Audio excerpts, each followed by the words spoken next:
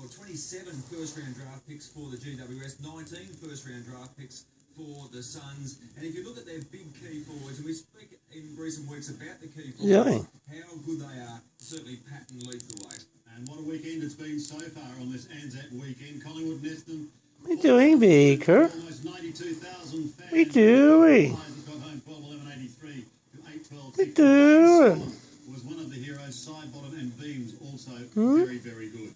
Yeah, and the Brisbane Lions very happy with this victory. Their first of the season. Brown got amongst the goals with Redden and Taylor kicking 2 apiece. Montagna was fantastic with 37 disposals and kicked 2 goals. And they're off the mark. And across the Nullarbor. If you're tired, go to bed. From behind, and are now sitting pretty at 4-2, thanks largely to the veteran Brett Harvey, who ripped up Mr. Crowley last night in no uncertain Beaker. We shall have a look at the ladder, and North have thrown a spanner in the works, really, Litchy, haven't they? Because they've really opened up now the fight for the top 4. And that's where it's going to be extremely tight for the remainder of the season, I'm sure. From the top 4 down to about 12th position. What do you want? Right up there. Their first win over the Fremantle Dockers since round 17, round 15, 2007 at Patterson Stadium. So a great victory. Shows how important West Coast game is this afternoon too, up against Carlton.